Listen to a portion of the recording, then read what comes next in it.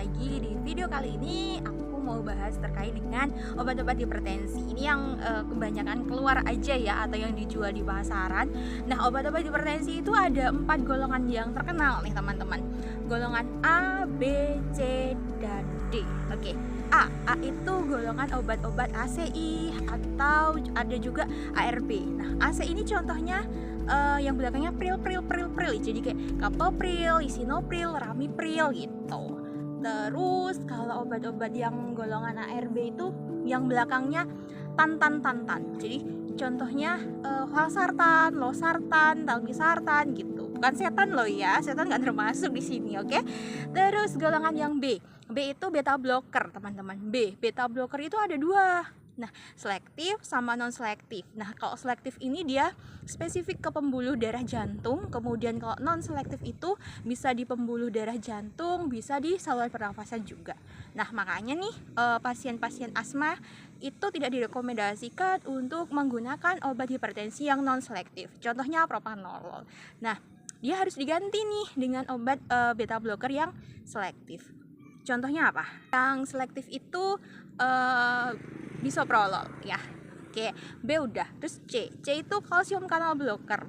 Kalsium kanal blocker itu ada 2 golongan juga.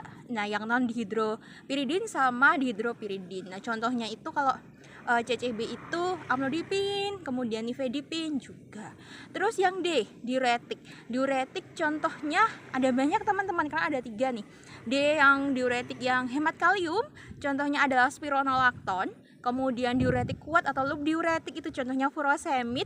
Terus diuretik tiazid itu contohnya hidroklortiazid. Nah, terus untuk hipertensi, ketika dia itu baru pertama kali hipertensi, itu obat yang direkomendasikan atau diberikan itu yang golongan ACI dulu. Contohnya adalah captopril atau lisinopril dan sebagainya. Kemudian kalau misalnya nih pasien-pasien tertentu dengan penyakit misalnya jantung gitu kan. Nah, misalnya jantung, kemudian ada DM, ada CKD itu gagal ginjal. Nah, itu obatnya boleh nggak lebih dari 1? Boleh, apalagi kalau jantung ya.